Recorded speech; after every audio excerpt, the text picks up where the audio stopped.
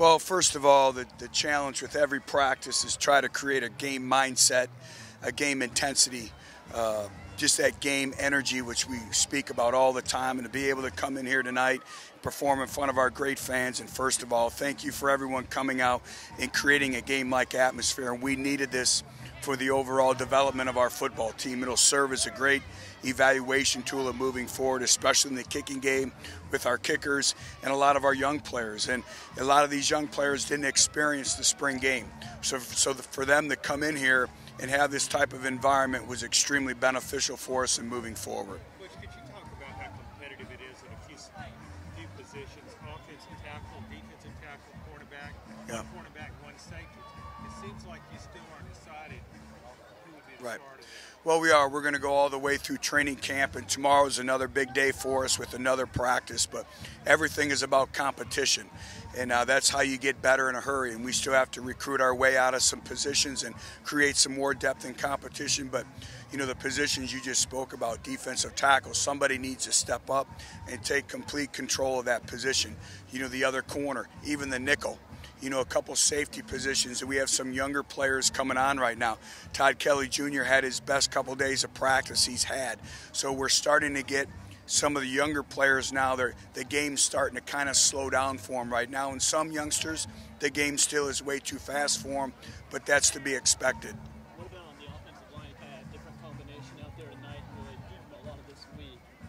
How's that kind of shaping up? Well, again, tonight will serve as a great evaluation tool, and then moving forward next week, we'll conclude practice tomorrow, and then on Monday, we'll start working on our starters and guys who we feel will be out there when we take the field against Utah State. Are you surprised how quickly Robertson has developed on the offensive line after he was moved? Well, I tell you what, he's been a blessing, and boy, we've needed him, and he's continued to progress and get better and better each and every day, but he has great makeup. You know, we talk about having a recruiting profile, and Jayshon Robertson fit that recruiting profile. He's extremely competitive, has great competitive character, very, very smart, and we talk about STI, speed, toughness, and instincts, and he has it all, and he's picked it up, and he's really helped us in the offensive front, and he's going to play a lot of football here. Were you happy with the energy that the fans brought tonight? You seem to get Absolutely. on them. Well, you know, we wanted to do some things, and that's going to be a big change, especially for us when we go on the road with the new rule change of piped-in crowd noise. And our players need to learn how to play with that and learn how to block out the distractions. And, you know, half of our team walked in here tonight, and they're like, boy, this is the largest crowd I've ever played in front of. So when they got the energy going on third down and kind of a new thing we're going to do, that was great to see. Do you like that rule, Butch? I'm sorry? Do you like that rule? You know, it's all about creating a home field advantage, but also it's making the in-game experience some that you don't want to sit at home and watch, that you want to come to the stadiums. The great thing here at Tennessee is we don't need to do that. We have tremendous fans in 102-455, and we're going to need everyone to really have the decibel level up Sunday night when we take on Utah State, but not just Utah State, for the entire length of the season. Our football team needs that. That's part of a home field advantage of feeding off that energy. Butch, I know you haven't seen the tape, but did you feel like your defense responded maybe a little bit from what you saw Wednesday night? I know you were frustrated a little bit with misalignments, assignments, that kind of thing. Well, we're getting better. You know, we didn't do much live tackling tonight, so it's hard to gauge in terms of missed tackles. But the thing we have to do is when we're in a thud situation or a tag-off situation, them understanding the fine details of what a thud is and what a tag-off is, and we call it practice etiquette. And we've struggled with that, and usually young teams struggle with that. And it's staying up off the ground, practicing like an NFL team does, NFL style. But you have to be athletic to stay off the ground, but it's bending your knees, putting yourself in a tackling position. And some players are ahead of others.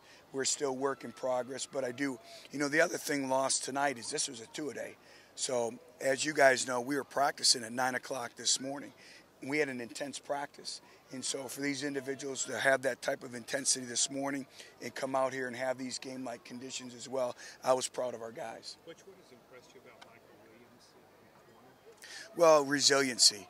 You know, he's an individual who wasn't around much in the spring, and he's a dual sport athlete, which we take tremendous pride in here with track and football, working hand in hand together, and we know the great tradition that we have here with that.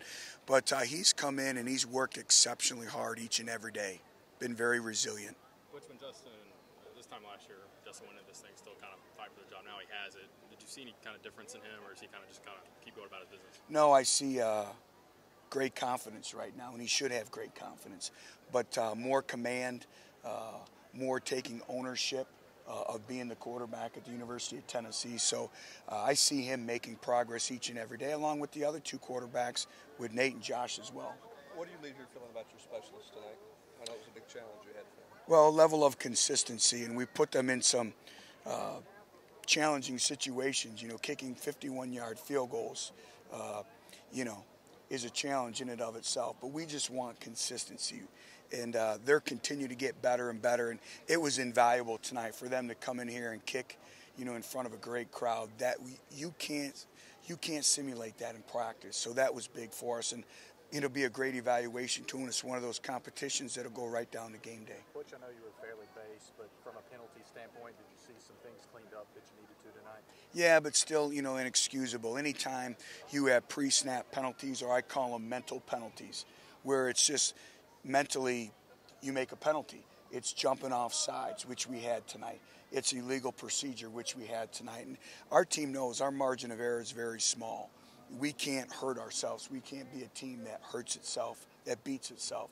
So again, I thought we did some better things tonight, but it's not still where we need to be in terms of the overall discipline in terms of penalties. Is there something a little bit different about Josh Malone when you get him in this setting and get him under the lights?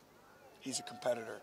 Again, we're working through some practice habits, and Josh has done a great job all camp. You know, again, he's a freshman, and we've put a lot of expectations on him. But the great thing is he has a lot of mentors around him now. That entire receiving group has a lot of confidence right now. And I told you Zach Azzani does a tremendous job with them, but it's starting to be a player-led position now.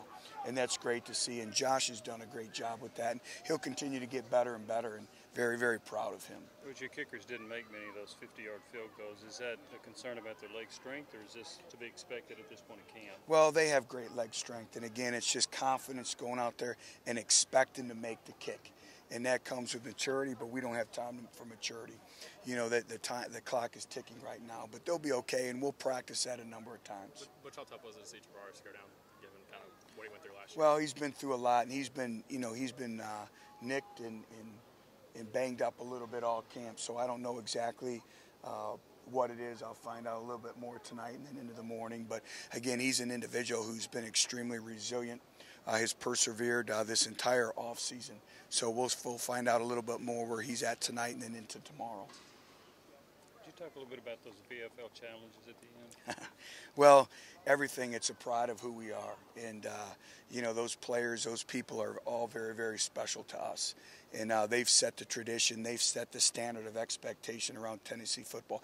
And not just those particular individuals, but everyone that's worn the jersey. And we always talk about earning the right to wear the jersey. That jersey is very, very special. And our players believe that. And so very, very proud of those guys. So I look forward to seeing them doing the challenge. Coach, Rashawn Golden looked like he made a couple plays tonight. How's he coming along? Rashawn Golden is an individual about the last 3 to 4 practices has really picked it up. And again, he's one of those individuals I spoke about where the game is finally starting to slow down for him. And he has great instincts, very, very competitive and very, very tough. And so we see him starting to make more and more plays, not just on defense, but also in the special teams game as well. Have you settled in on where you want him to play? Well, right now he's at corner, and he'll continue to progress at corner. And also he has to make a great impact in the special teams game as well. You still have a decent sized group working in the punt and kick returns. You going to start to pare that down, or is that still wide open? Well, you can never have enough returners, and that'll be ongoing. But we'll start to pare it down a little bit. But, you know, the mark of really making progress and strides in your program is you can send out there a lot of punt returners and a lot of kickoff returners. How good of a returner is A.J. Johnson? Don't even put any ideas in his mind. So he had his chance during spring practice. So I can tell you this, as of right now, unless things change monumentally, you won't see A.J. Johnson back there. You were concerned about the number of drops and the balls hitting the ground the first few practices. Has that gotten a lot better? It has. You know, and some of the drops tonight was conditioning, you know, and our football stamina, and that's what we've been trying to impress upon our younger players is can you finish plays? You know, can you have a 20-yard run, get up, hand the ball to the official, have another 20-yard run, or a 20-yard reception, hand the ball to the official, another 20-yard reception. And that's being in that game shape that we speak about all the time. But our players are doing a great job of catching the football right now. Okay? Thank you.